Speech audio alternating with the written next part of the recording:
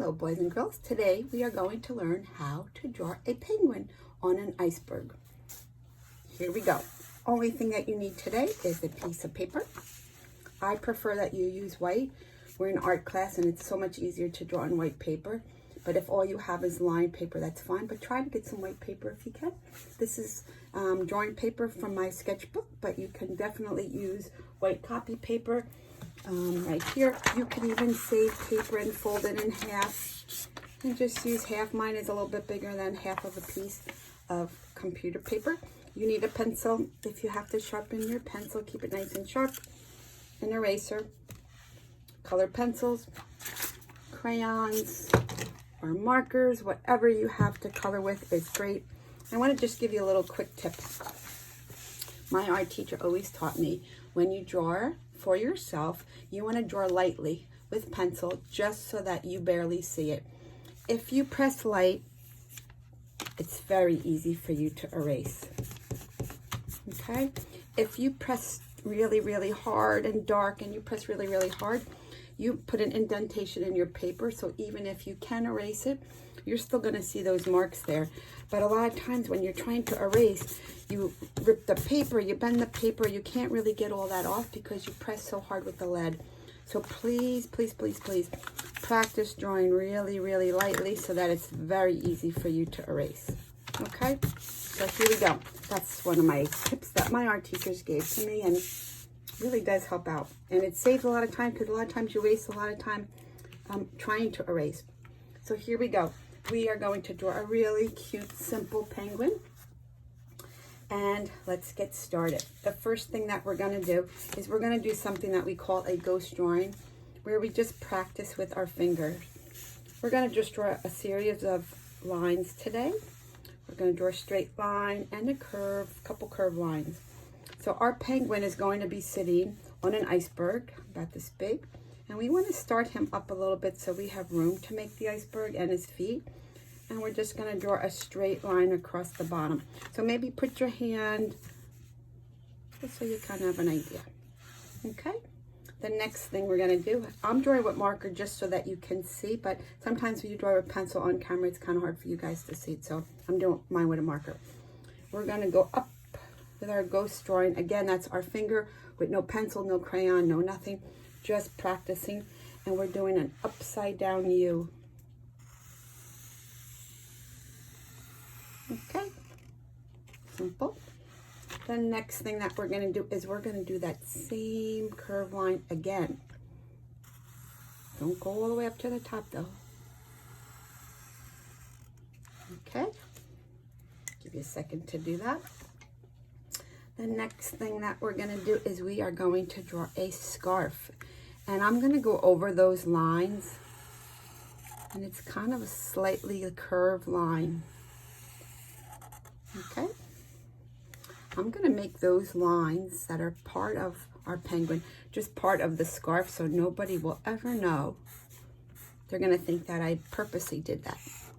And here's part of his scarf or her scarf, and a little fringe, just some straight lines off the edge of the scarf. Okay, the next thing we're going to do are our little feet.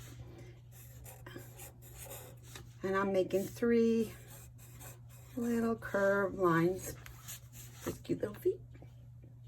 The next thing I'm going to do is I'm going to make an eyeball. And these are ovals. I'm going to have my penguin looking off to the side, looking to where his scarf is blowing. And then I'm going to make a straight line and a triangle. So you could see our little penguin come into life already, right?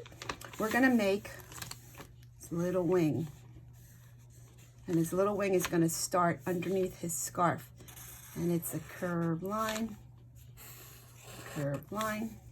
What you do on one side, we do on the other. If you want to practice first with your finger, again, a ghost drawing, perfectly fine. The next thing, we're going to make an oval, and it's going to start from behind.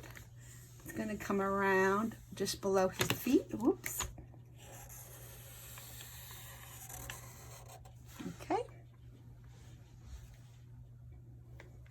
Next thing, we want to make it look a little three-dimensional, and then he's sitting on a thick iceberg. So I'm just going to draw a straight line. And then I'm going to draw that same curved line again. Next thing I'm going to do is make a little wavy line because he's floating in the water. Some icebergs. Okay. The next thing that we're going to do is we're going to put on earmuffs. It's cold. Make it puffy, kind of like a cloud. And I'm putting a little texture, kind of like the fur. Okay, next thing is going to be another curved line.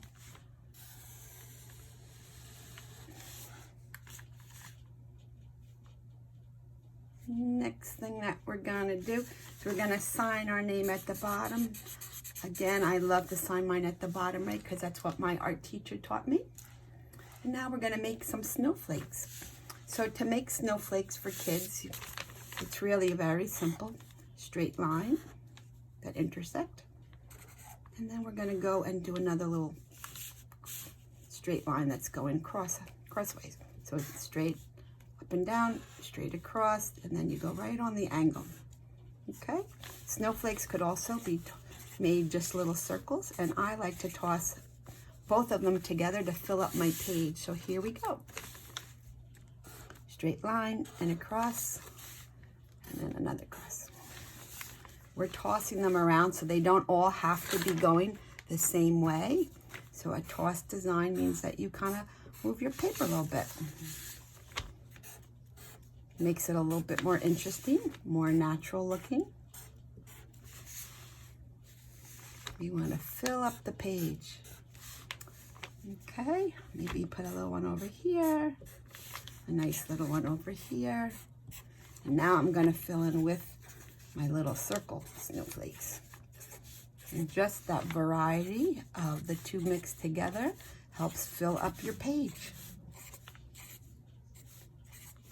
Okay, I think we can call it done. What do you? I think I might even go back and add some little things into my scarf to make it interesting. I put some X's, so some hugs and kisses and some hearts. All right, so you get to choose what you want to color yours with. I think I might try, I only have this one sad black crayon left. I don't know where the bottom half is, but I have my markers. I have my colored pencils handy. I think I'm going to do a variety of the two, and I'm going to get started. I'm going to just show you this, coloring the penguin nice and neat, and then you're going to color your scarf your own version, whatever your special colors are. I want you to learn how to color nice and neat. Another good tip is, just because my picture is up, sitting up this way, doesn't mean I have to always hold my paper that way. If it's easier for you to hold your paper and move it around a little bit so that your hand is always comfortable when you're coloring, that's what's going to make your coloring so much better. Your arm will not get tired. You're going all in the same direction. Okay. Stay in those lines. And that white of the penguin is the belly. That stays white. And the feet are like a yellowy orange color. You could find a marker, crayon, or color pencils, whatever you want to do. I want to color my penguin with this sad little crayon that I have here. Got to find some more. If you don't have a black crayon and you just have crayons and you want to make your penguin another color, purple or a dark blue, go right ahead. Have fun. Make it nice and creative, and be creative while you're doing it. But I'm keeping mine black just to be a little bit more realistic. All right, so the next thing I'm going to do is I'm going to take my marker. Whoops. I'm going to color in his nose nice and bright, and his feet.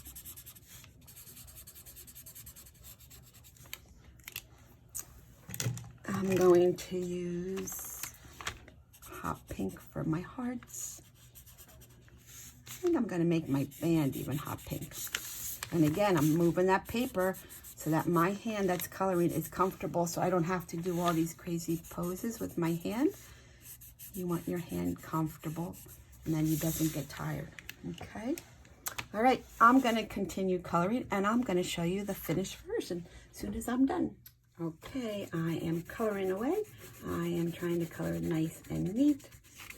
And I'm trying to use a couple different kind of color blues. Okay, I use some crayons. I use my colored pencils here.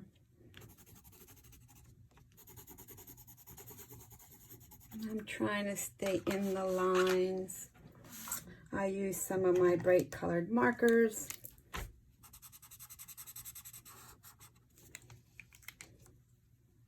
Oh, I didn't use this nice blue. Maybe I'll use this one.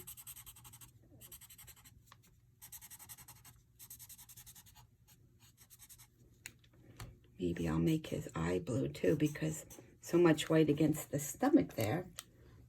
And let's see. Oh, let me make this water dark blue, and I'm going to press a little harder because it's dark and it's cold and the water is deep.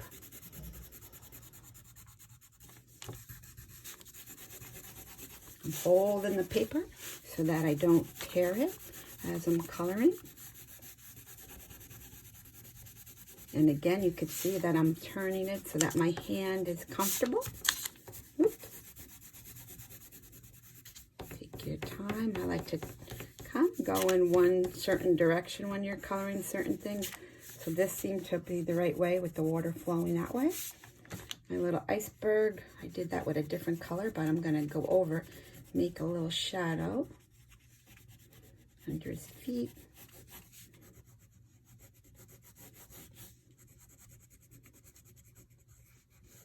A shadow just means that it's a little bit darker and the sun is not hitting it so much as other parts. All right, so I got to do that background. Let's see. Sometimes it's good to try out colors on another piece of paper before you make it. Let's see, is it a little different?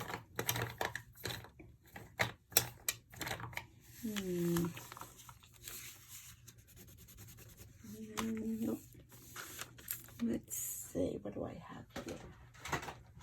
Let's see if I have another nice light blue. Oh, here's a perfect one. Let's try this one. This one is called Periwinkle.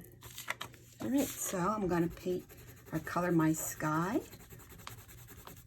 I'm going right over those snowflakes. It's kind of light blue, so it might be a little hard for you to see with the camera, but I am coloring. Because I did my snowflakes with Sharpie marker, the crayon will just go right over that. If you did yours in pencil and you want to go back and outline it with a Sharpie marker or a marker of some sort, go right ahead. I think the markers, when you outline in black, makes everything, all those colors stand out and pop out, and that's what I like about using a black marker. But if you don't have a black marker, you can use a black colored pencil. You can use a black crayon and outline your little details. That's, again, that makes all those colors pop out and make them nice and bright, and then people can really see your design. Another thing is if you're using similar colors,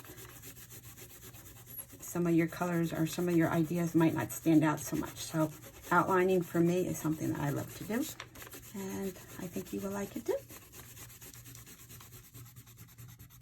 All right, my friends, I am just about done. What do you think? I think it's pretty cute. Alrighty, have a great day.